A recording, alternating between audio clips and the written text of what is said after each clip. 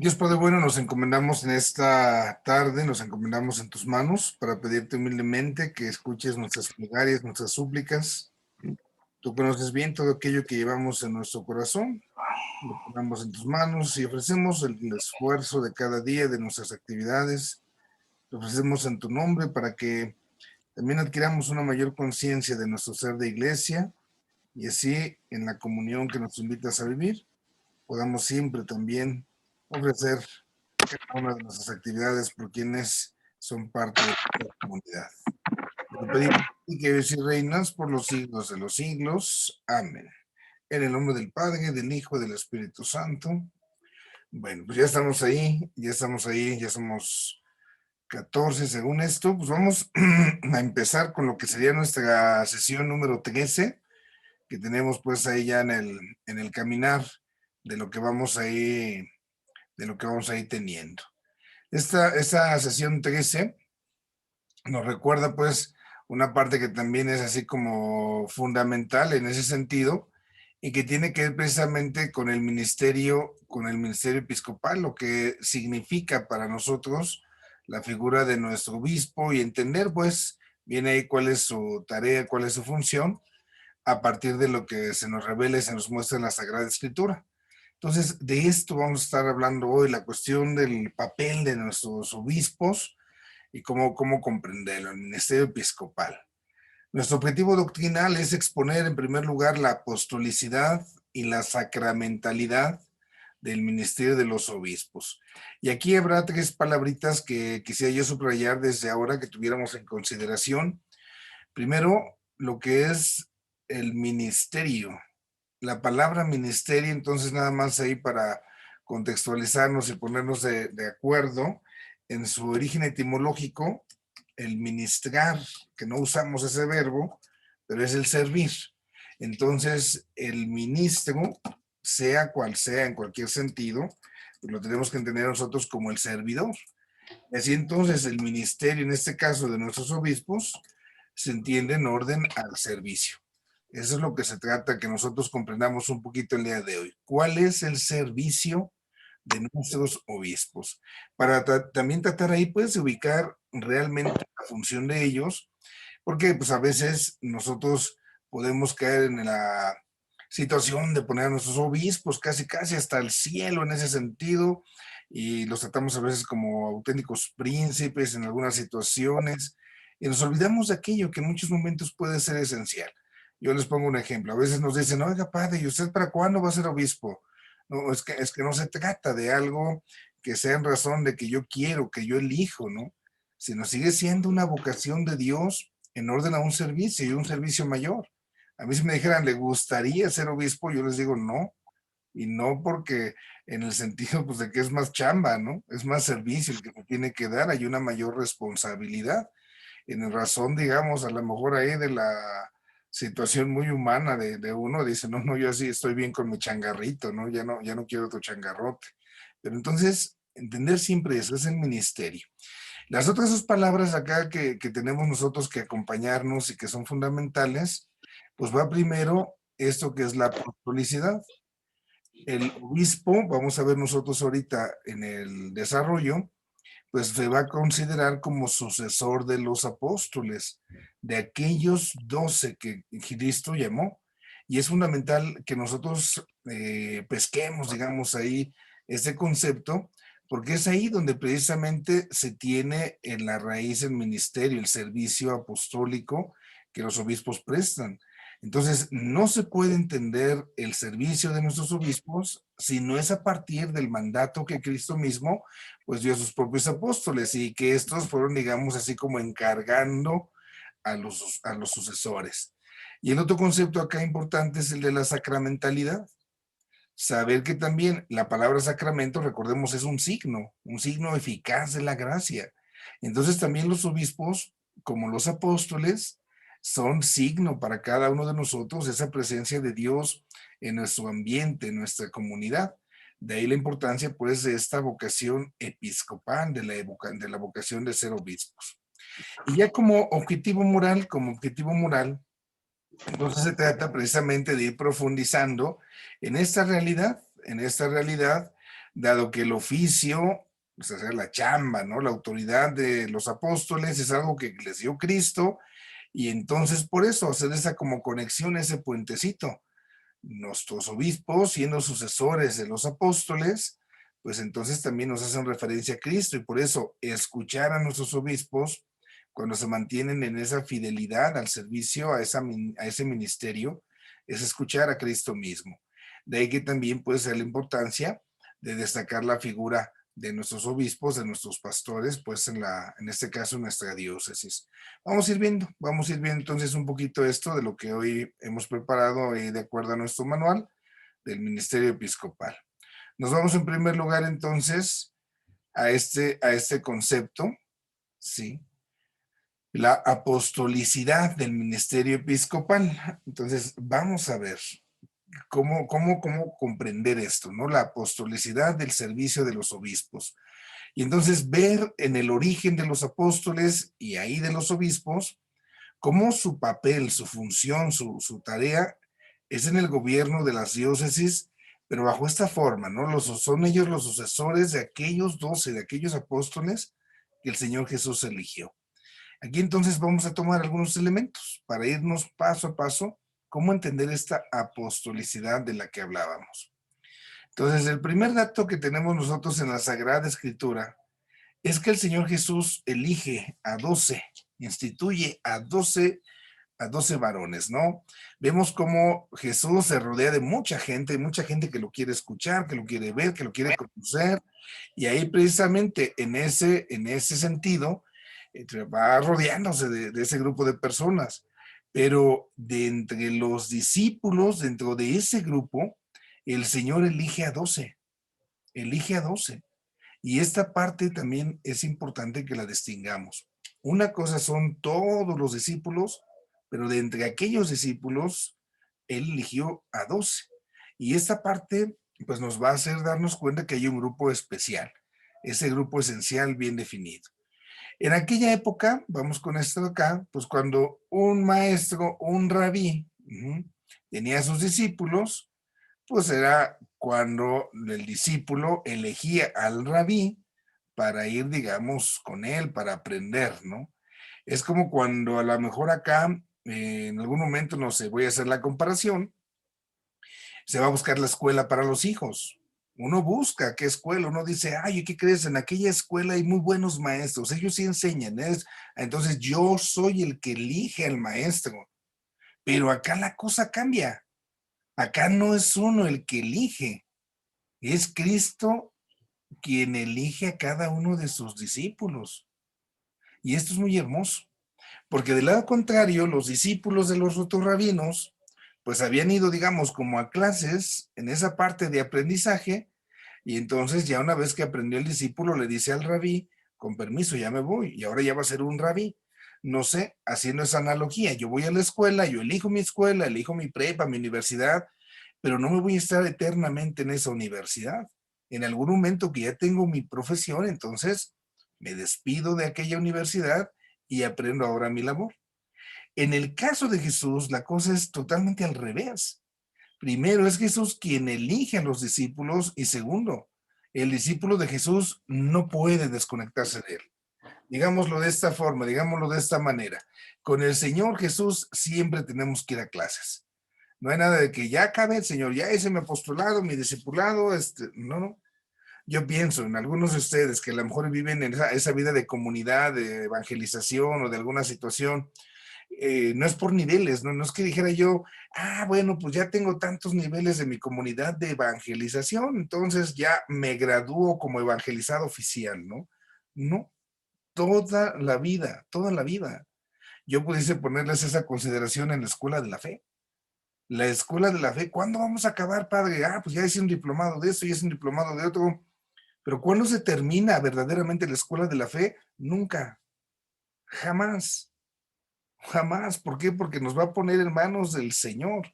Y al Señor siempre lo tenemos que conocer y reconocer. Entonces, a lo mejor hoy lo hacemos bajo esta modalidad, pero vendrá la ocasión en que ustedes vayan continuando su propia formación en otros ámbitos, pero siempre, siempre en orden a estar con Jesús. No puedo desligarme del Señor Jesús. Y después de esos discípulos, entonces decimos, el Señor elige esos 12 para hacer ese grupito muy especial, ¿no? Y esto queda muy claro en la escritura. Primero, los sinópticos, los evangelios sinópticos nos dan santo y seña de los elegidos, nos dan sus nombres, e incluso en algunos de los casos hasta los apodos, ¿no? No sé, Juan, Santiago, los hijos del trueno, ¿no? Se cree que, por ejemplo, que ellos les llamaban hijos del trueno porque eran bravos, porque tenían un geniecito de los 1000 demonios, ¿no? Y vemos a San Juan, aquel discípulo amado que se recostó en el pecho del Señor Jesús, muy bonito, por supuesto. Pero también vemos a un Juan cuando le sale lo Juan, ¿no? Cuando le dice a Jesús, cuando no lo reciben en algún lugar y le dice, ¿quieres que mandemos que vaya, que baje fuego del cielo para que se achicharre, ¿no? O sea, vamos a achicharrarlos, o sea, con este poder que nos das, ahora vamos contra ellos. O sea, eran bravos. Y en esta parte los sinópticos no nos escatiman detalles. No sabemos los nombres de los más discípulos, de cuánta gente andaba con Jesús y toda la lista, ¿no? De asistentes, no. Pero sí tenemos un detalle. Los sinópticos nos dan los nombres de los 12. Luego, otro detalle que es muy significativo para nuestra fe es que en esa lista, cuando se mencionan los 12, el primero siempre es Pedro. El primero es Pedro. Y aquí hay un detalle muy hermoso, ¿eh? En el Nuevo Testamento, en los Evangelios, el nombre que más se repite es el de Jesús, pero el segundo nombre que más se repite en los Evangelios es el de Pedro, sea como Simón Pedro, como Kefas, pero es muy sintomático esto. Es el segundo nombre. Si nos pusiéramos a contar, hay gente que lo hace, ¿no? Y ahora es más fácil ahí en las cosas de la computadora. Pero si nos pusiéramos a contar un día que no tengan que hacer, ahí se los encargo. Agarren los evangelios y pónganse a contar todos los nombres que van saliendo, ¿no? Y es muy curioso. Después del nombre de Jesús, el nombre que más se repite es el de Pedro. Después de la ascensión, cuando el Señor Jesús ha resucitado y se va a los cielos, es Pedro el que propone que se complete esa lista de los 12, ¿no? Ya sabemos la historia de Judas, y entonces Pedro ya se muestra tomando iniciativa. Este grupito de los 12 es tan especial que Jesús se los agarra acá en cortito, ¿no? Les da como clases especiales, digámoslo así, nos va preparando. Y en este grupo hay una estructura, y eso es bien cierta. Ya decíamos, Pedro en primer lugar, y Pedro constituye precisamente esa piedra que Jesús ha querido, ¿no? El Señor Jesús le dice a Pedro en lo individual, tú eres Pedro, sobre esta piedra voy a edificar mi iglesia, y le va a dar los poderes del reino de los cielos. Entonces, hay una estructura que el Señor Jesús va edificando. Cuando a veces en algún momento, en algún cuestionamiento protestante, esto se alega tantísimo. Es que ¿por qué el sucesor de Pedro? ¿Por qué el Papa? ¿Por qué esto? Pues porque así se le ocurrió al Señor. Porque él eligió esos 12 y de esos 12 puso una cabeza. Y obviamente es una cabeza, pues que depende, por supuesto, de Cristo. ¿Qué poder les dio el Señor Jesús a aquellos hombres? El poder de bautizar, el poder de perdonar los pecados. Vayan y bauticen a todos, haciéndolos mis discípulos en el nombre del Padre, del Hijo y del Espíritu Santo. Y todo lo que haces en la tierra quedará atado en el cielo, y lo que desates aquí queda desatado ya. Es esa parte tan especial. Entonces, lo primero que aquí destacamos es cómo Jesús, dentro de ese grupo de sus discípulos, instituye a estos 12. Ahora, esta institución que Jesús hace implica la perdurabilidad. O sea, que no nada más es para un ratito. Te voy a poner aquí al frente de esta comunidad, pero no nada más para un momentito, sino para siempre. Y entonces, ¿por qué decimos esto? Porque es el Señor Jesús el que los manda a ellos a que comuniquen la salvación. Vayan y enseñen a todas las naciones, eran 12, ¿no? ¿Cuándo les iba a dar tiempo a esos 12 de ir a todos los países, a todas las naciones? Pues claro que no, jamás, ¿no? Ahí nos damos cuenta de cómo ya se va abriendo como esa parte de esa apertura donde se tiene que dar una continuidad, porque si no nada más hubiera sido, bueno, vayan a donde les dé tiempo y salven a los que se dejen, ¿no? Los demás pues ya con permiso. No, no. Es una misión apostólica, la misión de los apóstoles, la chamba de los apóstoles se tiene que prolongar más allá de sus fronteras y más allá de la vida terrena de aquellos 12. Aquellos 12 pues iban a morir de una u otra forma, pero esto tenía que continuar. Y otro punto que nos fortalece como esta institución, cómo Jesús de veras quiso a esos apóstoles, es cuando en la última cena les menciona, ¿no? Que va a hacer oración, que va a rogar por ellos, pero también por aquellos que creemos en Cristo, gracias a la predicación de los apóstoles. Entonces, ahí nos damos cuenta cómo la oración de Jesús va más allá de ese tiempo que él vivía, ¿no? Va más allá de esas personas que estaban con él. Jesús no les dice, nada más voy a rezar por ustedes, por sus cuates, no, no, por todos los que crean a partir de su palabra. Nosotros tenemos hoy fe después de 2000 años por aquella palabra, porque esa institución, cuando Jesús instituye a los apóstoles, es perdurable. Tiene una chama que es para siempre. Entonces elige a 12 y los elige, podemos decir, para siempre. Ahora, es aquí donde viene ya nuestro pasito. Está Cristo que elige a 12 y esos 12 van a elegir a otros tantos que van a ser sus sucesores. Es cuando surge ya la presencia de los obispos. Y es ahí donde tenemos que ir comprendiendo como ese puentecito, como esa conexión. Entonces, lo primero, tenemos aquí que las primeras comunidades cristianas son conscientes, toman conciencia de la voluntad de Cristo. Esa voluntad de Cristo, ¿cuál es? Pues que todo el mundo se salve, que todo el mundo se salve. Y esto lo dejó claro en el Nuevo Testamento en muchos momentos. Entonces, vemos esos detalles. Primero, Pedro y los apóstoles de Jerusalén van a tener que llamar a gente que les eche la mano, a colaboradores, porque ellos no pueden. Vemos cómo ahí en los Hechos de los Apóstoles hay una especie de queja, porque resulta que se está descuidando aquello que era esencial. Y entonces se reúnen los apóstoles después de la muerte del Señor y dicen, bueno, es que necesitamos ayuda. Y empiezan a nombrar ahí, por ejemplo, al diácono Esteban. Échenos la mano, porque solos no podemos. No podemos con esta chamba. Necesitan ayuda. San Pablo hace lo mismo, lo vemos en sus cartas, en sus 4 viajes misioneros. San Pablo iba dejando los encargados de las comunidades, va también nombrando. Ahora, aquí hay que decirlo con todas sus letras. En un primer momento no hay claridad en el nombre que se les da a esas personas. Esa gente que colaboraba, esa gente que ayudaba, esos sucesores de los apóstoles en la Biblia, en el Nuevo Testamento, tienen estos nombres: Episcopoi, Presbitei, Seniores, Prepositi, Pastores. Entonces, pues es algo nuevo. ¿Cómo les vamos a llamar a los que siguen después de nosotros, no? Entonces, en un lugar les dicen así, en otro lugar les dicen así, y no se pueden identificar de inmediato con los actuales presbíteros, con los actuales obispos, ¿no? Eso no se puede hacer. Aquí lo que nosotros tenemos que tener claro es que la iglesia en la historia va madurando y va entonces acomodando las piezas, se va hasta para acá, hasta para allá, ¿no? Pero al final y al cabo hay un dato que no se puede dejar de lado. Todos ellos son puestos ahí por los apóstoles, o sea, son sus colaboradores y con una chamba muy clara. Vamos a seguir este mandato de Cristo. Y el rito, digamos, hoy con nuestras palabras, la forma en la cual se hacía aquella situación era imponiéndoles las manos. Entonces, los primeros apóstoles imponían las manos sobre los que venían y así se empieza a hacer lo que hoy llamamos ya en forma este rito de ordenación. Pero al final y al cabo se trata de una sola cosa.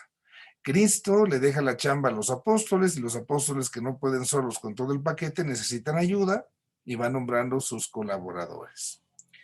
Así entonces, en la tradición de nuestra iglesia, podemos decir que desde el inicio los obispos son sucesores de los apóstoles. Y esto en los santos padres queda muy, muy claro. Queda muy claro, aquí no hay duda. O sea, aquella primera generación, los que conocieron a Jesús, excelente, pero donde ya viene la segunda generación de los cristianos, entonces ya no tienen el dato del Señor Jesús, ya no vivieron con Él, ya no lo conocieron a Él, pero sí conocieron a los que conocieron a Jesús, a sus apóstoles. Entonces imaginemos el ardor, digamos, del testimonio, no sé, a Pedro, a Juan, a Mateo, a Santiago, hablando de aquello que habían ellos vivido, cómo tuvo que haber sido tan especial que entonces la gente se cautivaba, se atrapaba. Entonces vienes a hablarme de un fulano que mataron, sí, sí, pero no es cualquier fulano, y pum, pum, por esto y lo otro y aquello. Y esto entonces hizo que las comunidades fueran creciendo, y ahí es donde se va reconociendo que se instituyen estos colaboradores y los santos padres, la tradición, pues va identificándolos como esos sucesores, los que siguen, ¿no? Los que siguen. De tal manera que entonces esta tradición que nosotros tenemos, con mayúscula, lo recordamos por supuesto, ayuda a que se cuide lo que se recibió, lo que Cristo dejó a los apóstoles, lo que los apóstoles fueron diciendo a los otros, y esos otros a otros, y así se va pasando el chismito. Entonces, para que esto no termine como en teléfono descompuesto, digámoslo así, de esa manera, para que no termine esto en teléfono descompuesto, entonces, pues tiene precisamente que tenerse esa tarea de cuidar, de custodiar esa verdad. Por eso las iglesias locales van custodiando esta verdad que van recibiendo. Y ahí entonces hay una cadena sucesoria, desde aquellos primeros 12 hasta nuestros obispos. Y esto nosotros lo afirmamos gracias a la acción precisamente del Espíritu Santo. Damos un paso más, vimos ya este dato bíblico, vimos ya ese dato de la tradición, vamos a ver un poquito en este tema el magisterio. Lumen Gentium nos menciona que los obispos suceden a los apóstoles, ojo, como pastores, y eso es por institución divina, y de tal sucesión los obispos entonces, por eso se identifican en cierto modo con Cristo. ¿Qué es lo que nos muestra? ¿Qué es lo que nos muestra este texto, este número del Concilio Vaticano II, la Lumen Gentium? Primero, pues expresa una convicción.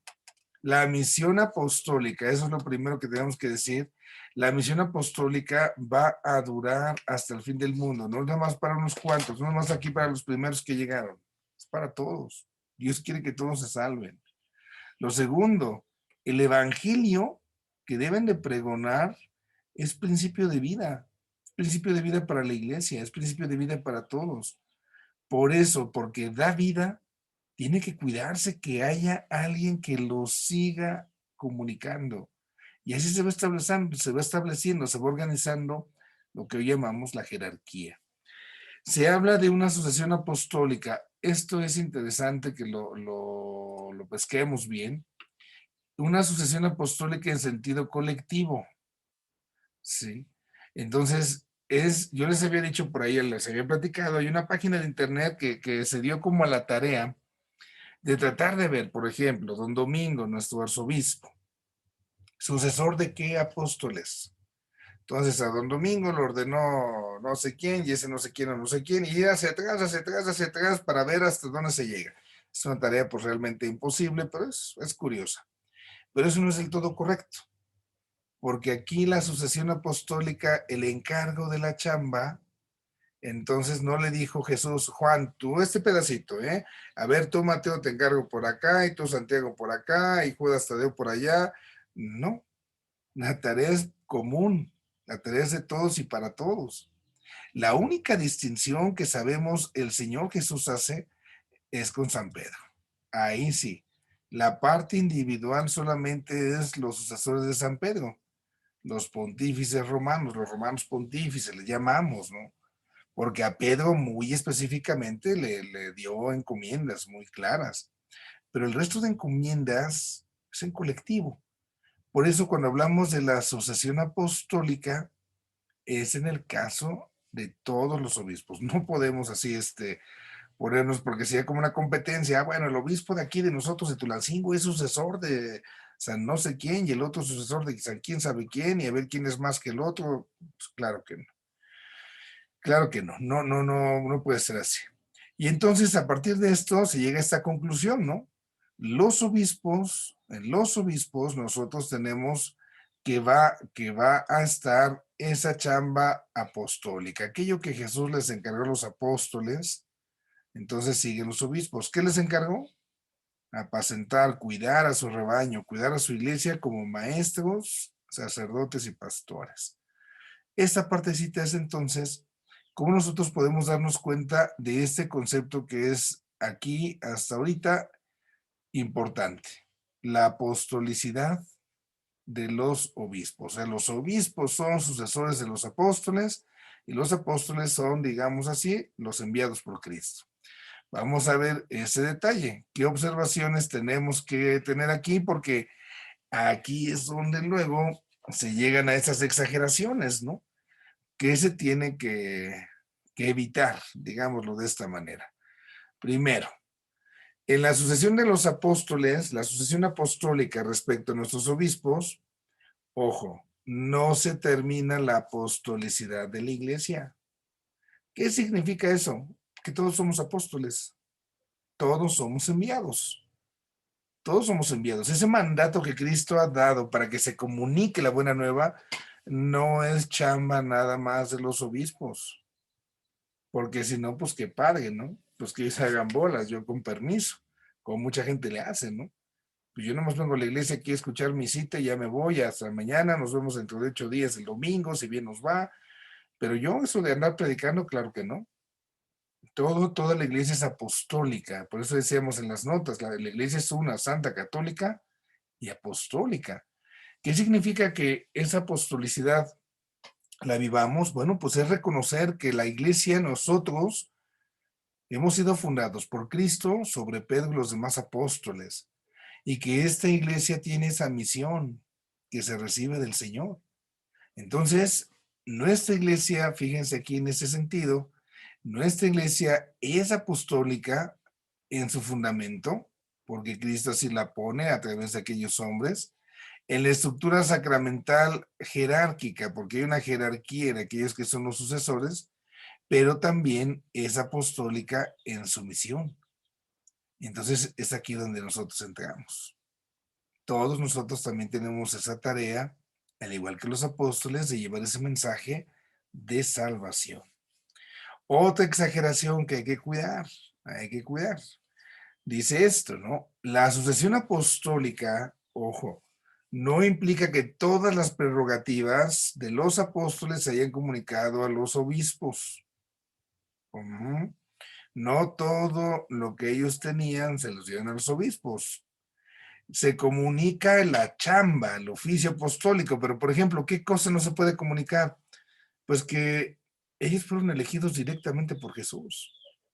El apóstol tuvo ese contacto directo, personal, y eso pues ningún obispo lo ha tenido, ¿no? El ser fundamentos de la iglesia.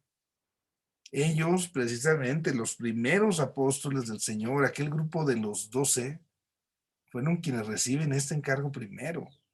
Por eso se habla de las 12 tribus de Israel y de los 12 apóstoles en la estructura que el Apocalipsis presenta acerca de la Jerusalén celestial. Esa parte es muy interesante, ¿no? Solo ellos, los 12, estaban inspirados por Dios. Ellos por eso escribieron los libros de la Sagrada Escritura. No es que ahorita nuestro obispo o cualquier obispo dijera, como yo soy sucesor de los apóstoles, así como San Juan escribió su evangelio, yo también voy a escribir el evangelio según Santo Domingo. No, no, porque esa inspiración de Dios es exclusiva de aquel grupo. Somos sucesores de aquellos, los obispos son sucesores. Sí, claro, pero punto.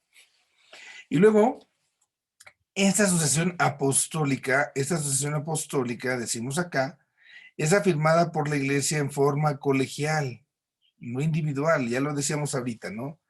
Qué difícil es probar que un determinado obispo es el sucesor de un apóstol concreto.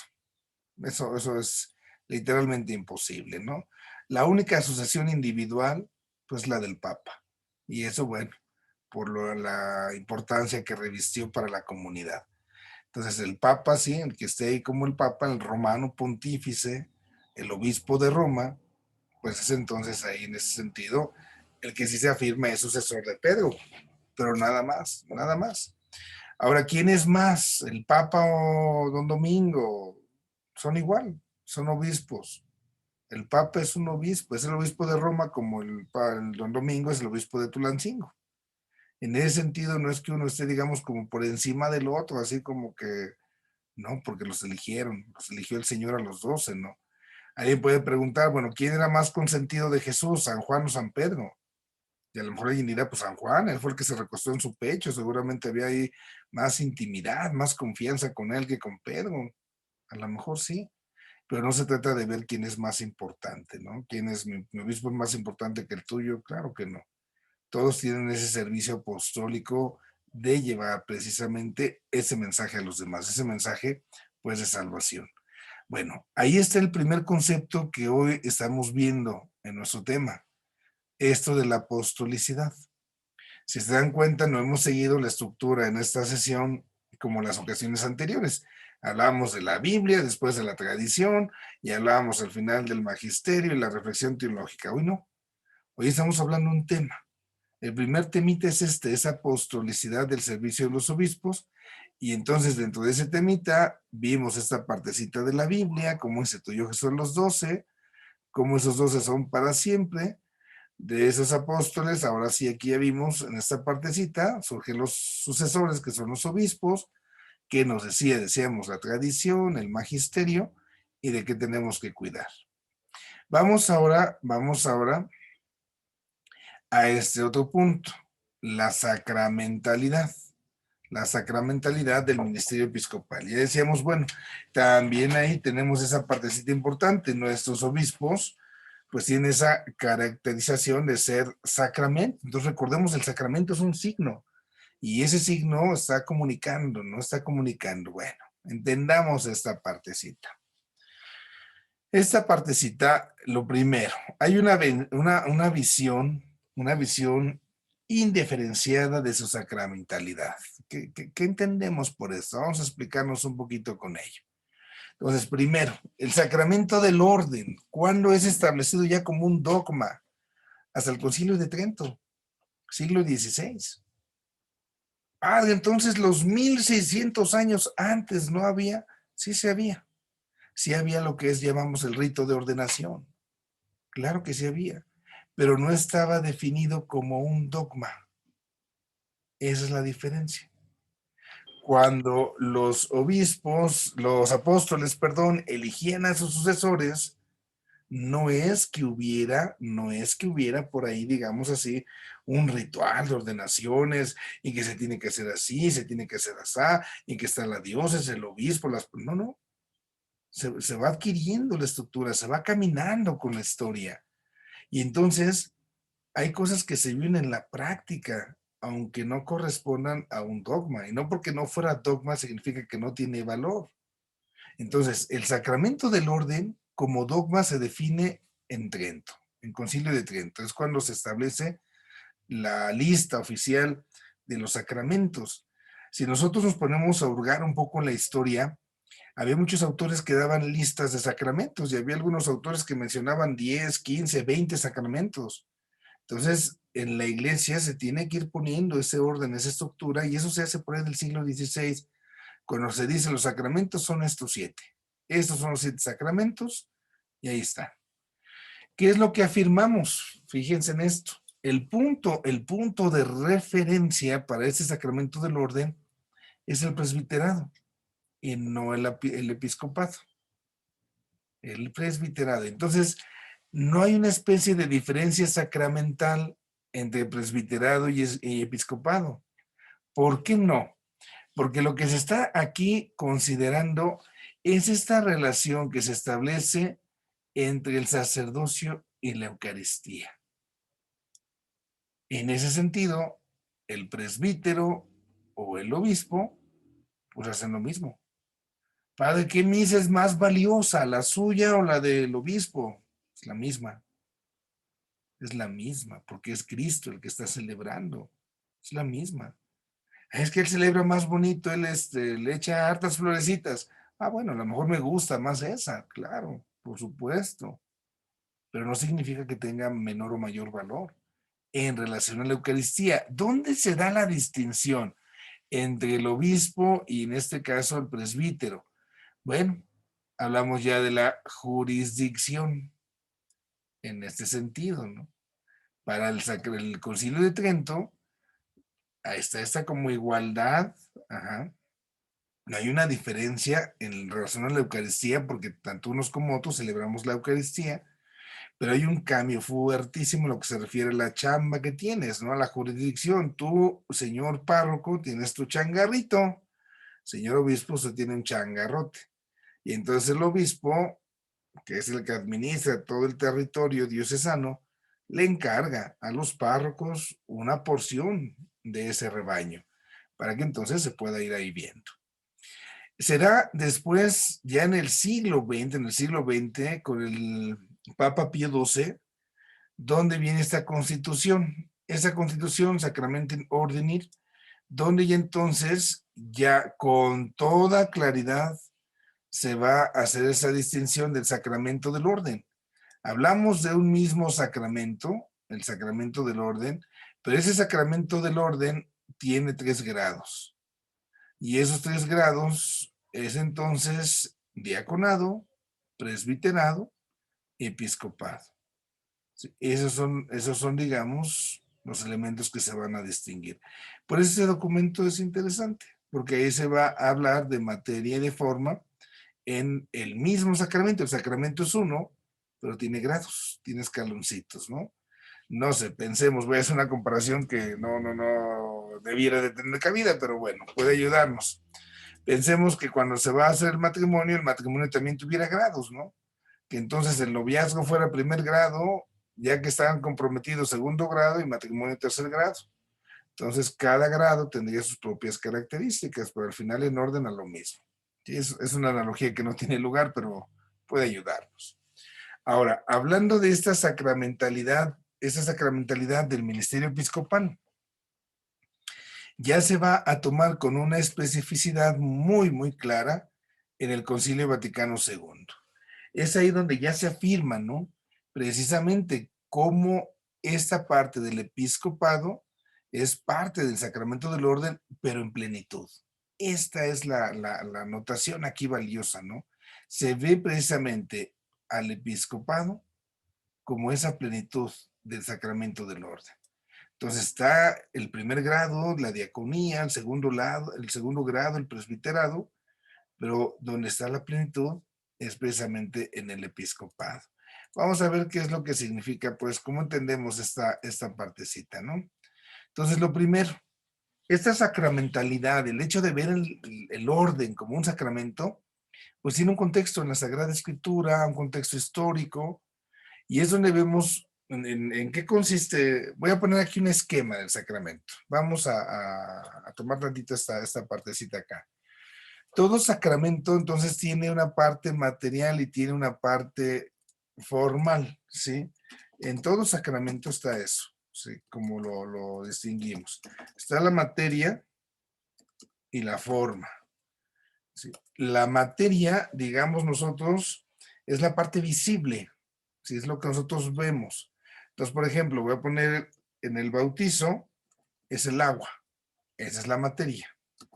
Y la forma es entonces la fórmula que se hace, ¿no?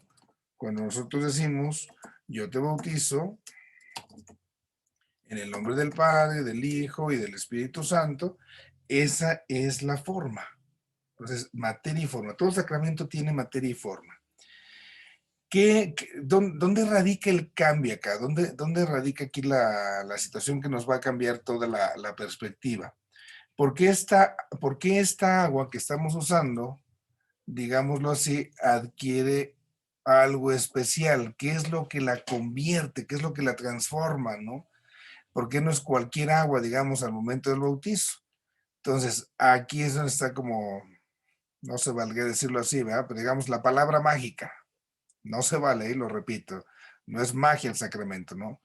Pero en este punto, el agua sola por sí sola, no es algo especial. Se requiere de una fórmula. Esa fórmula pronunciada, en este caso, por el sacerdote, por el diácono, por el obispo, entonces nos va a hacer precisamente una referencia a la acción, digámoslo así nosotros, del Espíritu Santo. Es el Espíritu Santo el que es invocado, ¿no?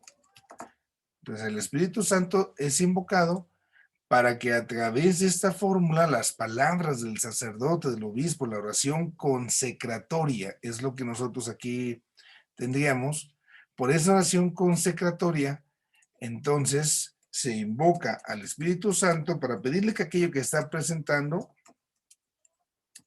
se pueda precisamente ahora considerar como una realidad divina. La palabra consecratoria la voy a poner acá, aunque no se usa, sería como la oración consagratoria, ¿no? La que consagra, digamos así.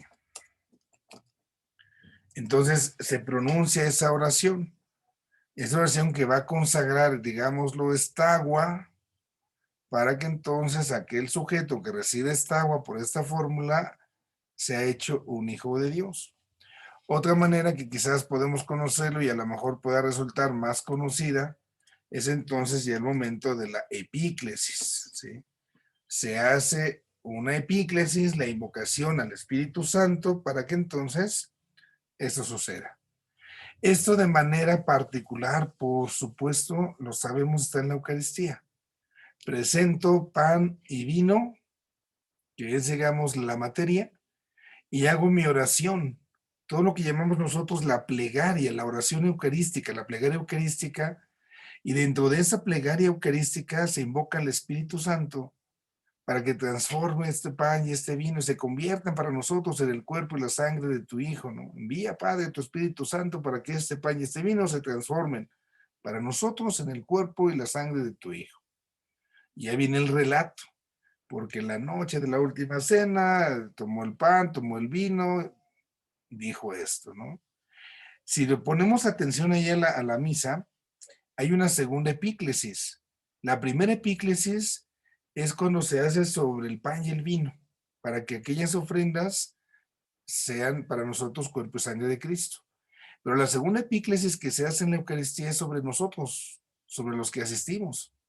Cada vez que tú vas a misa, el sacerdote también pide a Dios Padre que derrame sobre ti el Espíritu Santo para que seamos un solo cuerpo, para que vivamos en la unidad.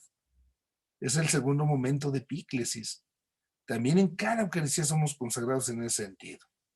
Bueno, esto mismo en esa estructura, pensemos ahora en el sacramento del orden, ¿no?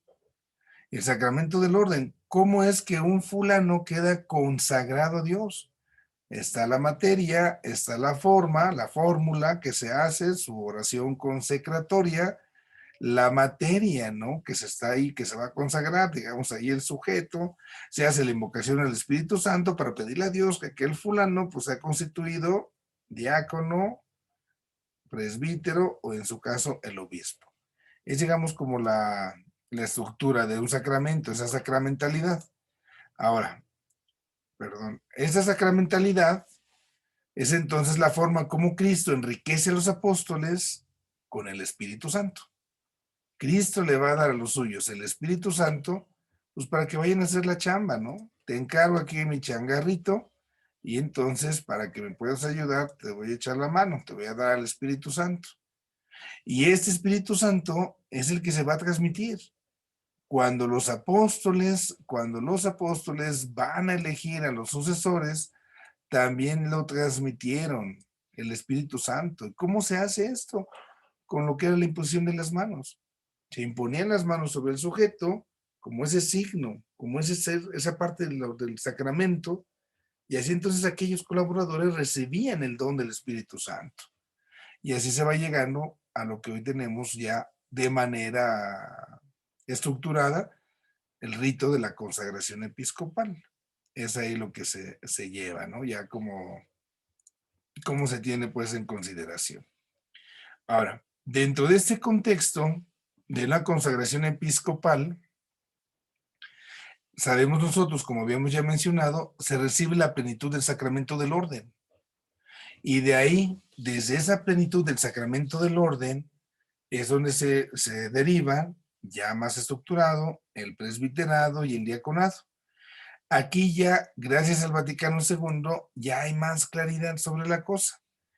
Hace rato, entonces decíamos como que parecía que la diferencia entre el presbítero y el obispo pues solamente era por la jurisdicción, pero aquí ya se nos está aclarando en Vaticano II, ¿no? Casi el siglo XX, 2000 años.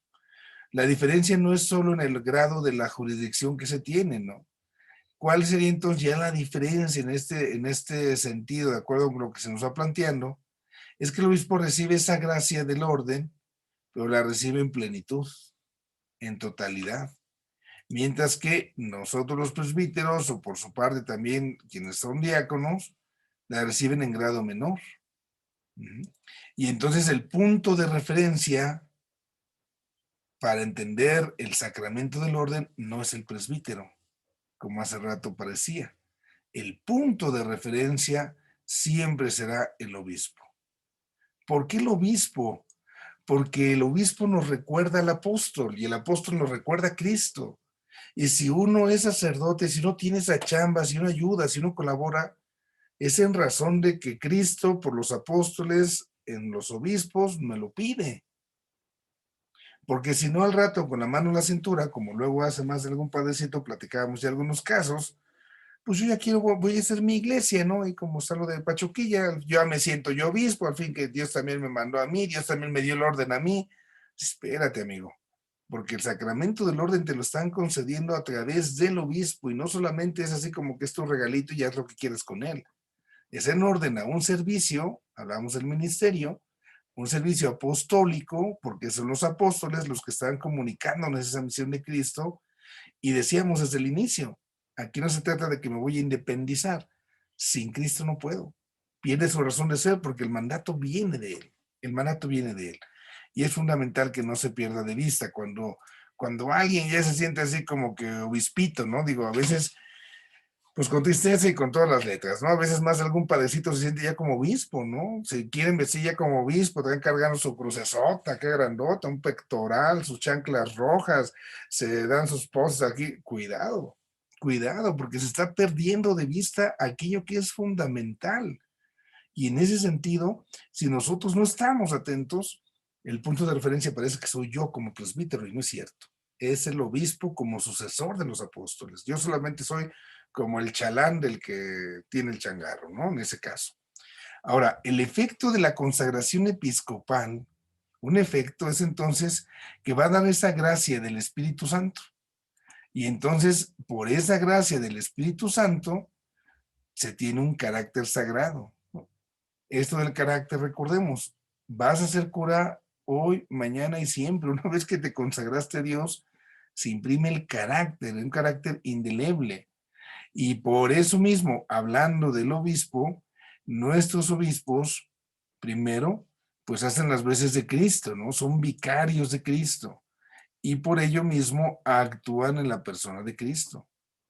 Dado que ellos actúan en la persona de Cristo, así como Cristo asocia a los apóstoles y así como los apóstoles asociaron a otros tantos para la chamba, por eso es que el obispo entonces puede incorporar nueva gente a la chamba, puede llamar a otros que sean obispos, no uno solo, ¿no?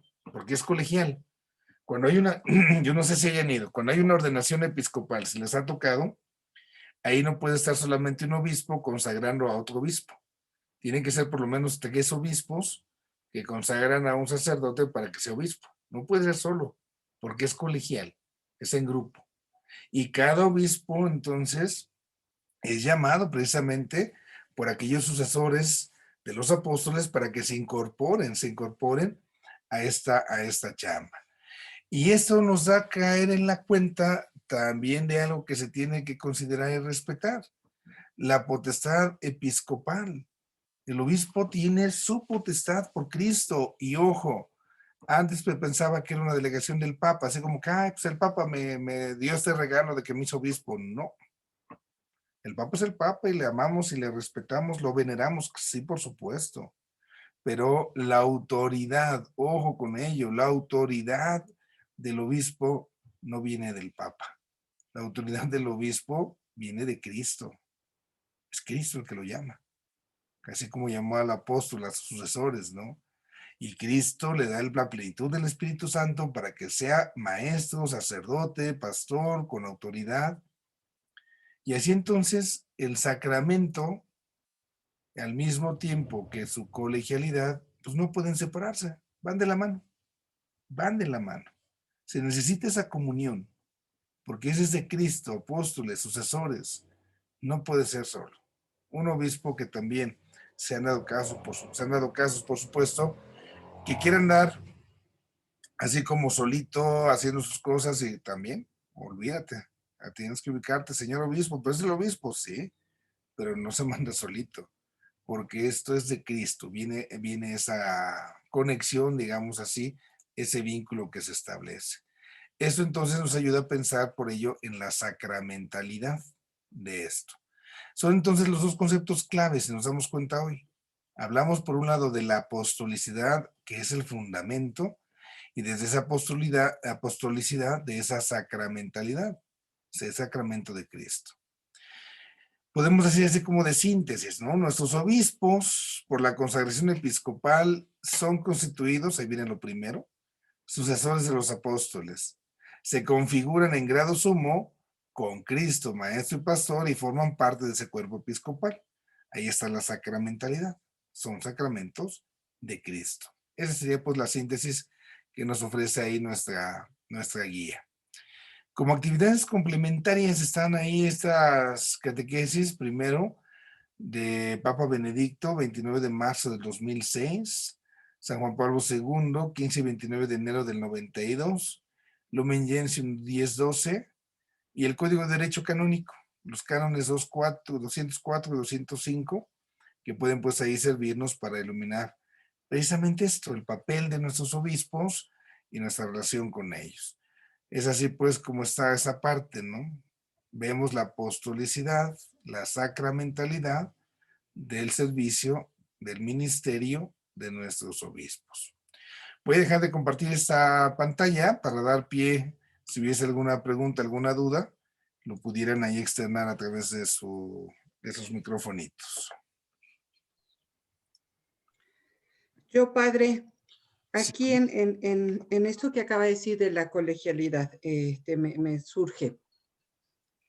Aunque no viene la autoridad del Papa, pero todos los obispos deben de tener la obediencia, porque el Papa, por lo que entendí, el Papa tiene el cuidado de que no se salgan del huacal, por decirlo así. ¿A eso se refería? No, porque si no dejaríamos al Papa como el jefe de jefes. Ok. ¿No? Esa es la colegialidad precisamente. El Papa es el mismo como obispo, como sucesor dentro de un colegio. Y sí, se ubica claramente que él es el sucesor de Pedro. Nosotros no sabemos un domingo sucesor de qué apóstol sea, pero aquí es aquí donde entra en juego esa parte de la colegialidad. Entonces, que el Papa por sí solo dijera, le voy a jalar las orejas a don Domingo porque anda haciendo, no. Tiene por eso el Papa que rodearse de los cardenales, de los obispos, se va instituyendo, digamos, todo ese aparato de la iglesia, donde había, por ejemplo, esa comisión, no sé, si un obispo está cayendo en alguna herejía, entonces en nuestro presente está la congregación de la doctrina de la fe. Entonces, ahí hay un cardenal con un grupo de obispos, pero al final y al cabo es trabajo en grupo. No puede ser nada más así como que el Papa disponga y diga, porque al rato se imagina, se puede caer en un riesgo, ¿no? Tú me caes bien, tú me caes gordo, estoy para allá, con permiso. Es esa colegialidad, lo que le da vida, lo que le da sentido a esta partecita. Entonces la obediencia, perdón, la obediencia es al colegio. A Cristo. En sus diferentes dimensiones.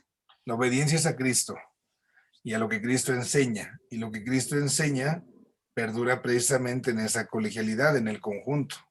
No se lo enseñó más a uno, se lo fue a los 12 y a sus sucesores. Ya me cayó. Gracias, padre. Muy bien. Padre. Sí. De los demás, no sé si llamarles grados o tratamientos o qué, que se les da a algunos sacerdotes como más solemnes, como monseñor o bien arzobispo o cardenal. Esto ya no entra dentro de los grados del orden sacerdotal. ¿Dónde queda? Títulos. La voy a poner a pensar, ¿eh? Un título, por ejemplo, es un título honorífico. El cardenalato, el hacer a alguien a cardenal, Se puede hacer cardenal, por ejemplo, ahorita los últimos cardenales que hizo el Papa, se hizo cardenal a sacerdotes. No para ser cardenal necesito ser obispo, no es requisito, porque es un título donde el Papa concede a algunos que se pueden estar más cerca de ese colegio cardenalicio, donde puedan, digamos, aconsejarle y todo lo demás. No, dado que es un título honorífico, el cardenalato, no hay nada que impidiera, por ejemplo, que se le diera un bautizado. Y más aún, a una mujer. Porque no hay ni, o sea, es un título de reconocimiento. Yo como papa, como sucesor de Pedro, necesito que me asesores, que me ayudes, que me orientes, o quiero expresar mi cercanía de esta manera. Entonces, canónicamente, bíblicamente, históricamente, no hay nada que lo impidiera, al ser un título. Por costumbre, tradición y demás, no sé, si una vez el Papa dijera, vamos a nombrar cardenala, y lo que pasaría, ¿no? Obviamente, un cardenal, por ejemplo, ahorita nombraron cardenal al padre Cantalamessa, es un hombre que predica ahí ahí en Vaticano. Y le ponen como opción el que sea consagrado obispo. Y él dijo, no, prefiero quedarme así solamente como sacerdote. Entonces, dentro del grupo de cardenales, que son los que eligen al papa, entonces imaginemos que está una mujer que es que es cardenal, la vamos a jugar, con lo hipotético. Esta mujer es cardenal, entonces como dentro de los cardenales se puede elegir al papa, vamos a elegirla a ella. Ya no, porque es a ella, el papa es el obispo de Roma, entonces sí, para ser obispo está esto y esto y esto. Lo demás son títulos. Títulos que, ¿Arzobispo también es título? sí, voy a hablar tantito de los más que mencionaba. Son títulos primero de reconocimiento en algún momento por cierta labor, pero también por cierta cercanía. En algún tiempo eso se desvirtuó, ¿no? Y tristemente hay quien así lo vivió y quien así lo vive. Entonces, por ejemplo, monseñor. El título del monseñarato se le puede conceder al sacerdote, al obispo. A veces hay quienes, pues cuánto por el título, ¿no? Pero era más bien una especie de cercanía del obispo hacia tal sacerdote, no sé, por la edad, por su labor. En la diócesis, nosotros en los años recientes, pues solamente ha habido 2 nombramientos. Yo les hablo años recientes de unos 50 años para acá. Uno vive y fue en razón de eso, ¿no? De su servicio que prestaba. El padre ya es grande, todavía vive, pero pues nada de que me siento como el pavo real en medio del gallinero. En algunos otros lugares sí, tristemente, así como el monseñor, por ejemplo, pues se siente así como que ahí viene monseñor, ¿no? Casi abran cancha porque él les caigo. Y en algunas sociedades más conservadoras quizás o más acostumbradas a esto, pues pues es que mi boda me la va a celebrar monseñor, no sé qué. Pues monseñor o no sé, monseñor, la misa es la misma, ¿no? Es Cristo el que celebra. El arzobispado es en razón de estructura organizativa. Se elabora lo que llamamos las provincias eclesiásticas. Cada diócesis, digamos, se junta con diócesis en similitudes por geografía, por culturas, y entonces se hacen pequeños grupitos, que es lo que se llama la provincia eclesiástica. Y dentro de los obispos de esas diócesis, la diócesis con mayor antigüedad o mayor importancia es la que recibe el título, y es también un título de arquidiócesis, y el obispo que esté ahí también recibe el título de arzobispo. No es que sea más que los demás, siguen siendo obispos, pero sí tienen mayor servicio. Por ejemplo, aquí en nuestra provincia eclesiástica, Tula, Tulancingo, Huejutla, el obispo en algún momento pues convoca a los otros 2 o van organizando, no sé, cuando se veía en el estado de Hidalgo esta cuestión del aborto, ¿no? Ya se hacen comunicados conjuntos, se hacen labores conjuntas, se va estructurando. Es por servicio y para ir como localizando, digamos, las mismas similitudes. y ya después estaría la conferencia, ¿no? Pero es ahí nada más del arzobispado.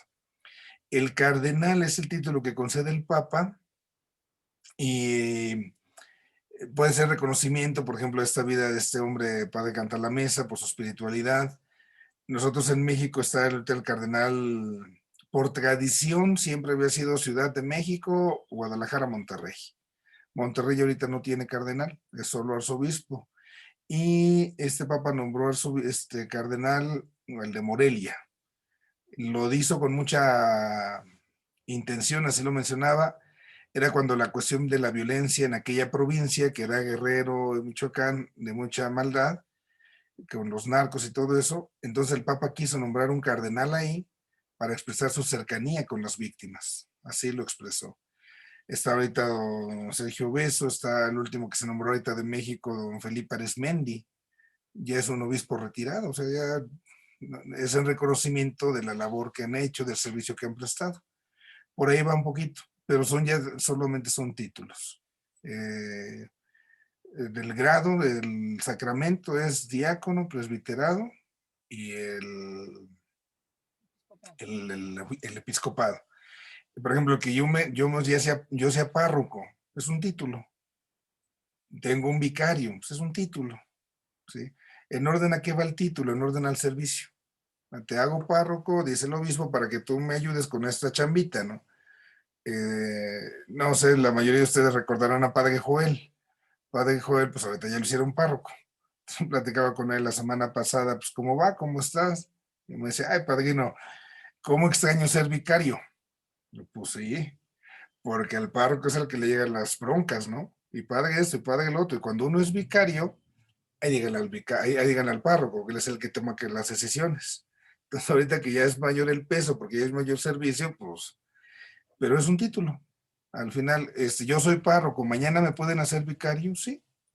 A lo mejor mañana el obispo me dijera, sabes, necesito que te vayas a tal iglesia de vicario. Y algunos dirán, oiga, pero ya lo rebajaron, ¿no? Antes ya tenía su iglesia, ya era usted el que mandaba ahí, y ahora ya lo pusieron de la sirvienta del otro. Son títulos. Al final y al cabo es en orden al servicio. Por ahí un poquito la cosa. Muchas gracias, padre. Muy bien, no sé si alguien más tuviese alguna duda. Padre, nada más una pregunta con relación a algo que comentaba Cristi. Cuando es la elección del Papa, son los cardenales los que, o sea, los que participan. Entonces, pueden elegir en un momento dado a algún Papa que no sea obispo, o tienen que tener ciertas características, o cómo está. También en la historia tenemos esos datos de que en más algún momento se ha elegido como papa a alguien que ni siquiera era obispo. Entonces, en ese momento, alguien que incluso no estaba dentro de, o sea, no es que nada más los que entran dentro de los que estamos habituados a eso, ¿verdad? Entran los 120 cardenales y de esos 120 sale uno, hagan apuestas. Ellos pudiesen elegir incluso a alguien que no sea ni obispo. Se le preguntaría al sujeto, oye, la iglesia, el Señor te pide este servicio para la iglesia, ¿aceptas? No, pues que sí. En caso de que se aceptara, tendría que hacerse la ordenación episcopal para después de hacerle el nombramiento de papa. Porque si para ser papa a fuerza tiene que ser obispo. Ya en los últimos años, siglos quizás, pues ya más bien la lógica ha sido dentro de ese grupo de cardenales, que son los que entran, todos obispos, son a los que se elige. También hay una figura muy hermosa, se llama cardenal impectore, se hace el nombre en secreto, el nombramiento en secreto. Entonces, el Papa tiene la facultad de nombrar a alguien cardenal sin que nadie sepa, más que el interesado. Entonces, ya cuando el Papa fallece, ya se revela quiénes fueron, o bueno, se puede revelar quiénes fueron esos cardenales impectore. Es una forma en la cual el Papa agradece algún servicio especial que se le ha prestado a la iglesia por parte pues de algunos obispos, algunos sacerdotes, y entonces se queda así como en secreto, impectore, así se llama. Es como esa delicadeza, ¿no? Que se le concedía al Papa para que le diera a algunos. Yo no tengo el dato de Papa Francisco, de Papa Benedicto, de Papa Juan Pablo, sí, de varios impectores. En su momento se hizo, pero pues ahí está el rato todavía. Sí, gracias, padre. Claro que sí. Y hablando de este tema, padre, de los inspectores, ¿forzosamente se tienen que dar a conocer o solamente si ellos lo quieren? Si ellos lo quieren, pero Ah, no es forzoso. Y la ok. mayoría se guarda así, así como esa, no sé, como es el papa que regala tal cosita y yo lo guardo, o sea, yo lo sé, Ujú. no es como para, ya soy, Ajá. es una muestra de afecto, digamos. Ay, Siempre, padre. sí, Ay, dime. ay, perdón, la interrumpí. Bueno, nada más otra duda con respecto a la elección del Papa. También deben de cubrir ciertos requisitos los cardenales, por ejemplo, la edad. Sí, Ok. sí, sí. Ahí para tener el derecho a voto, se pide en el colegio cardenalicio que esté ahí. Hay una película, déjenme, no sé si les voy a mover tantito, Ujú. pero los voy a tratar de buscar aquí en el internet. Hay una película de San Juan 23, donde, pues, narrando su vida, precisamente se narra de una manera muy hermosa esta parte de cómo se da ese concilio, ¿no? Aunque es a pedacitos, digamos, porque así la va contando. Déjenla, la voy a tratar de ubicar. Ah, pues ahí se va mostrando, ¿no? Precisamente cómo está esa realidad. Déjenme si la tengo. Hablando también ahí de películas, quienes son usuarios ahí de esta cosa de Netflix, ayer se estrenó la película de la Virgen de San Juan de los Lagos, ahí en la plataforma de Netflix. Les voy a compartir una pantalla. Ujú. Ahí estamos. Me muevo aquí. Entonces, sería buscar así de esta manera, Juan 23, Gloria TV. Ajá. Juan 23, Gloria TV, que es ahí la forma más fácil de acceder ahorita a esto. Y entonces ya el resultado de la búsqueda, Gloria TV es una página católica que presenta bastantes opciones en este sentido de material de películas religiosas y todo esto. Hay dos películas de Juan 23, una es una producción italiana y otra es una producción gringa. La que les recomiendo es la italiana, que es esa donde se retrata toda esta parte, ¿no? Y ya les va a aventar a esto Juan 23, el Papa de la Paz. Ajá. Entonces, esta partecita es la que les recomendaría. Y ahí se narra de una manera muy bonita esa parte del pontificado. Esta es una película larga, es una especie de miniserie, le llamaríamos más nosotros, pero ahí va mostrando eso, de cómo es el proceso. También hay que decirlo, ¿verdad? De las intrigas que a veces también se dan ahí, al final del cabo, siendo humanos, también de todos lados se cuecen habas, ¿no? Pero lo habla de una manera muy, muy hermosa. Y de cómo al final, pues el que actúa es el Espíritu Santo. Bueno, ahí estaríamos entonces con ello. No sé si hubiese alguna pregunta o duda. Creo que no. Vamos a terminar con la oración, con la bendición. En el nombre del Padre, del Hijo y del Espíritu Santo.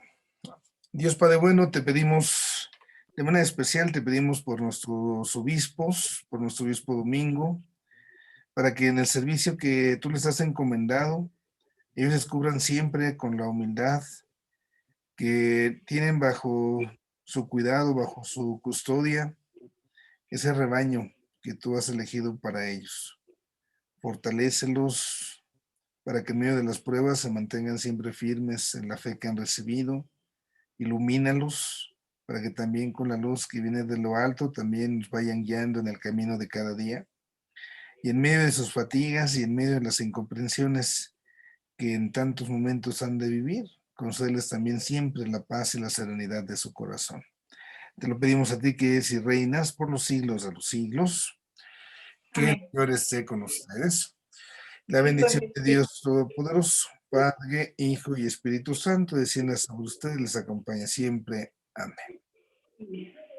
Muy bien. Listo, cuídense mucho, por favor. Muchas Padre. gracias, Muchas gracias, padre. padre.